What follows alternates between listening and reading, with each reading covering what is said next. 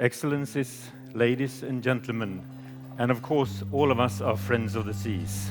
Very welcome to the European Maritime Day 2012 here in Gothenburg.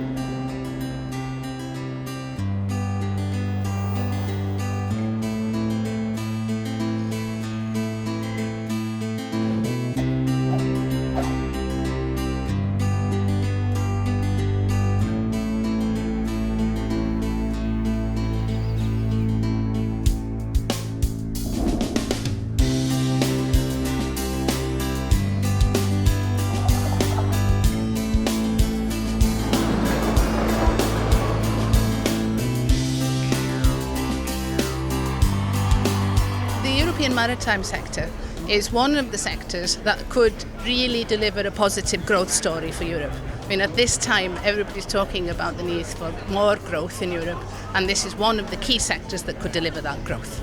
It will happen if we start getting an idea from the EU politicians that it can happen.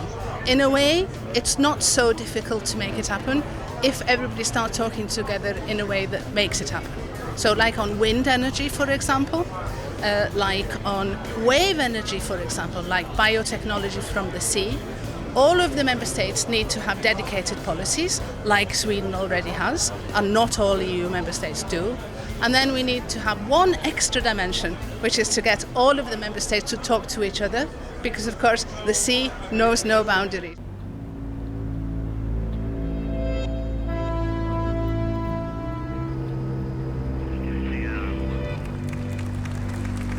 I think the main possibility is that we actually have started to discuss it in a broader perspective, not just each part, each discussion, for example, infrastructure for themselves or environment for itself, that we actually take the broad spectrum of the whole question and try to penetrate it from different angles. I mean, there are quite some challenges. It's very easy to see the pollution, see the climate change, see the overfishing, see all the rubbish going into the sea, which is not just a small question, which is a giant question.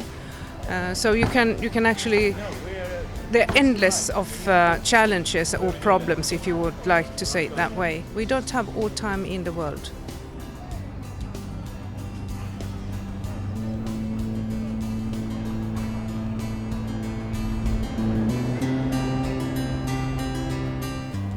There are huge possibilities actually, not only in the traditional areas like shipping or fishing, but also when it comes to energy production, the quality of life for people in the whole of the European Union, research issues, and I could go on forever. All the results and knowledge that are put on the table here and decided here on the Maritime Days, how to think an extra time, how to take care of the results and bring it forward into action.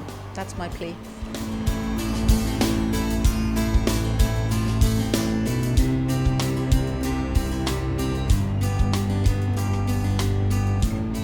The key question of today for the European maritime sector is to work together in co-opetition.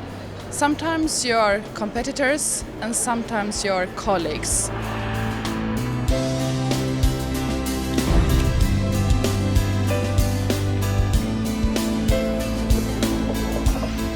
Even though we are the most environmental friendly way of transporting goods, I mean, we have to admit we still have significant emissions from our ships, and through a number of initiatives, both introducing new technology, changing our operations, and introducing new fuels, we will further minimize our footprint, and that is our contribution to creating a long-term sustainable world.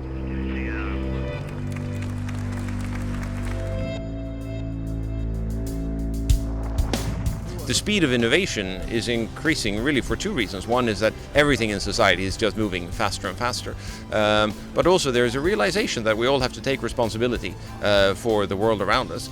But also I have to admit, we've had skyrocketing oil prices during the last couple of years, and that has been very beneficial to the environment, because all of a sudden sort of economics and the environment go hand in hand in this case. It's an absolutely extraordinary event where you see sort of all the decision makers of shipping in Europe all gather to Gothenburg, and it's a fantastic way to meet other people, to discuss issues, and to exchange ideas. And the past 2 days, I think we've never seen anything like this in shipping in Gothenburg previously, and it's been of a great benefit for me personally, for us as a company, and for the whole industry.